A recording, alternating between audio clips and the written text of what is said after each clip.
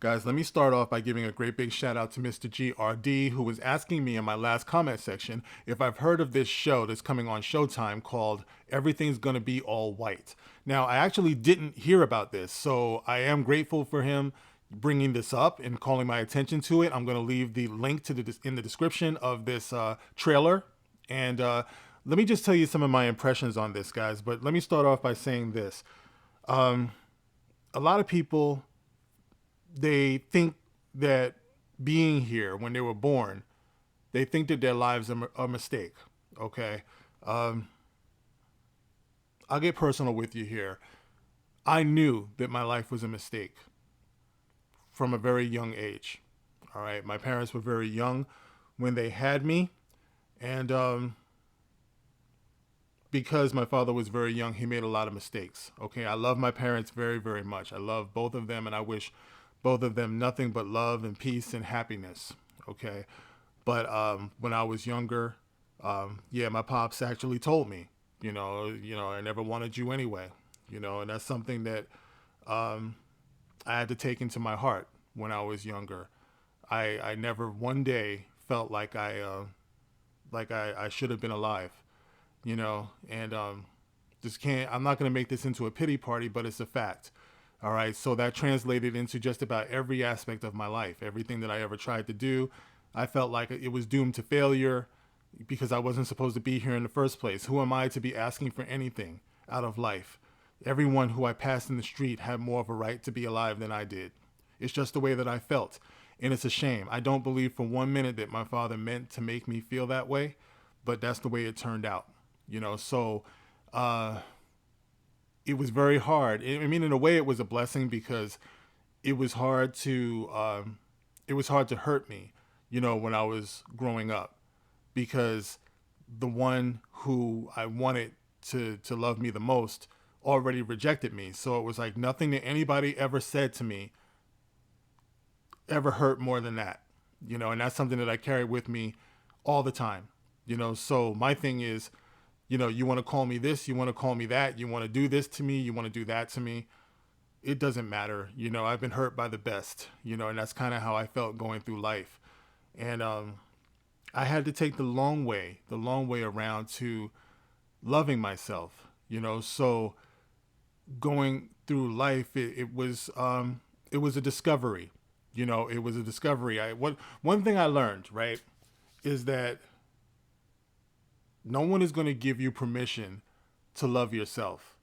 All right. I actually knew that. That's the reason, part of the reason why I did the video. No one has to love you. When you go that route in life, that race thing gets smaller and smaller and smaller. You know what I mean? Because if you don't love yourself, then other people hating you doesn't really have much power because you probably hate you too, or you don't value yourself. So learning how to love myself, I feel like I'm about to break out into that Whitney Houston song. And actually, that did change my life when I heard that song, The Greatest Love of All, because it's true. When I heard that line, when she says, learning to love yourself is the greatest love of all, that actually did change my life, when I was a kid. And I was like, that's actually true. You have to love yourself. So instead of joining the world in their hatred of me or resentment of me because I didn't deserve to be alive in the first place, I decided to start with myself. I wanted to be the better part of me that I could possibly be. The only problem is that it took way too long. I spent the majority of my life not really loving me. You know what I mean? So why am I saying all this, guys? I know I'm taking forever to get to this because when I look at a trailer like Everything's Gonna Be All White, I just see a bunch of people who probably hate themselves.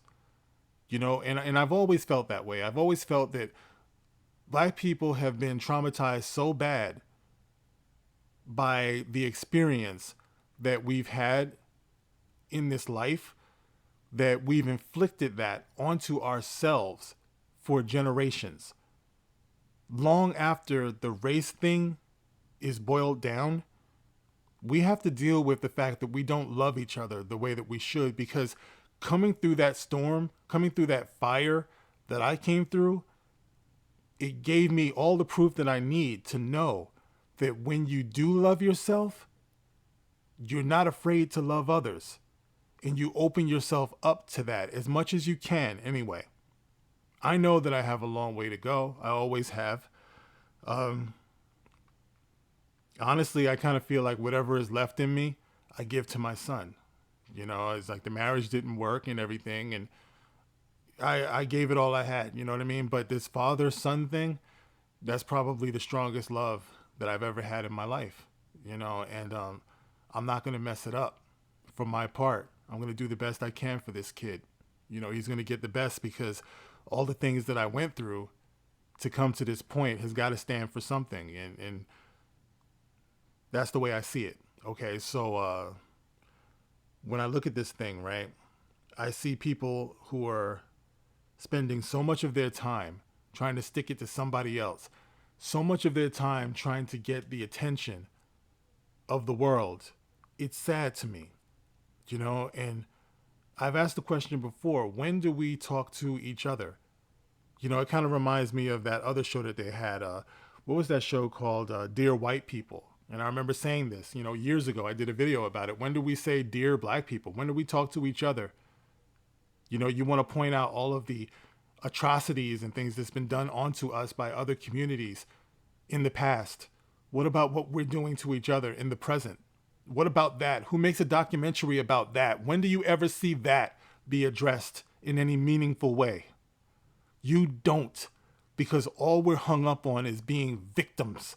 That's all. Look at what you did to us. Look at what you did to us. I told the story about how I came through all the things that I came through, because every day I got beat down, man, beat down onto my knees by my own community. Nobody made me feel ashamed to be dark-skinned more than black people did. Nobody made me feel like I didn't deserve to be alive more than black people did. And I look at the faces of our beautiful little children every day, and I see that they're still going through it in 2022. That's ridiculous. Why is this still happening? Meanwhile, we can still point to everybody else and say what they're doing to us. But we don't talk about the babies who are being shot down in the streets every single day. We don't talk about how we abort our unborn disproportionately more than just about everybody else. Where is the love that we're supposed to have for ourselves? Where is the documentaries where we talk about that, where we can talk about healing each other and loving each other and having stronger, healthier families and legacies and what we leave for our children? Where is that? Where's the ownership? But this is what I'm talking about, guys. So when I see this trailer, everything's going to be all white. We have the nerve, the absolute gall to be still puking, vomiting this bile into the world for our children to see, so we can keep passing that on to them, passing that anger on to them, that resentment onto them, that excuse onto them about why they can't be the best that they can possibly be, to actually have it in them, to actually expect the best out of life. No, we can't let them do that. And I've told my son before, there can be no real outrage for any injustice anywhere until you expect the best for yourself, until you know for a fact that you're doing all that you could possibly do. As long as you're playing a victim, you'll never have that. As long as you're looking for the easy way out about why you can't do things, looking to the past, tearing down other people's monuments and spitting on other people's legacies and cursing other people's flags and shit like that, ignoring the contributions of our own forefathers. It's like I have a poster back there, Tuskegee Heirs. All right. It's based upon the Tuskegee Airmen. I met them. My grandfather was a World War II veteran. He flew the flag. He saluted the flag. He stood for the flag every time he saw it. He spent his final days in a VA hospital, which was terrible. We owe those vets so much more than what they have, than what we give them. But they were in there, black, white, Asian, together, And that's the way it should be. In this day and age where we're going through this pandemic, we're supposed to be pulling together. But we allow things like this to separate us and to distract us from what's going on with Big Pharma and the government and these people who are taking away our rights every day. But we can still put together something like everything's going to be all white. Do you guys not see the wickedness in this? So when I see something like this, it breaks my heart because I'm a real one, man. It's like everything that I came through to be able to say to myself that I have a right to live. I have a right to live. It might just sound like words to you guys, but for the longest time, my life was a mistake. I knew it was a mistake. But I have a right to live. I want my son to have a right to live and a right to expect the best out of this one life that you have. But this is, I mean, like I said, I don't even know if any of this stuff makes sense. But when I see something like this, all I see is hurt.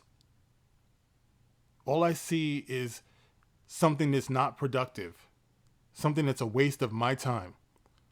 And it's an insult to every Black person, to every Native American person, to every Latino person who wants to stand on their own, who wants to make their own destiny, who wants to validate their own lives and not be defined by this ridiculous, insane obsession with somebody's whiteness. You fetishize a race. That's basically what it is. You're begging for their attention, and you're somehow convincing yourselves that white privilege is like some type of all access pass. Like you've never met people in your life of different backgrounds who have all suffered, man. Nobody has had it easy. If you got out of your little bubble and you actually met people, you would know that. I've met way too many people, white, Black, Asian, Latino, Indian, way too many people to believe any of that bullshit that I see in that show, on that trailer. It relies on people not knowing each other. Once again, it's like I've always said, these days that we're living in now, it relies on people being as ignorant as possible so they can sow these seeds of evil and resentment and division. But that's what that is, guys. I have no use for something like this. None whatsoever. It's not fair to all of the white people out here who are doing good, who are just trying to be happy, who are just trying to raise their families, who are just trying to get through this life just like the rest of us. They're dealing with poverty. They're dealing with infidelity. They're dealing with disease and sickness, just like the rest of us. We're all human beings in this, and we all have the one life, and every life is tested by all of these things.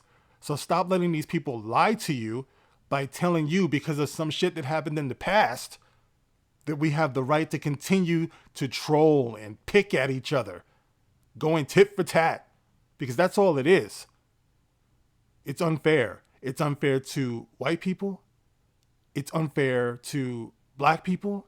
It's unfair to all of us as human beings to stay stuck on this nonsense. So guys, that's what it puts me in the mind of.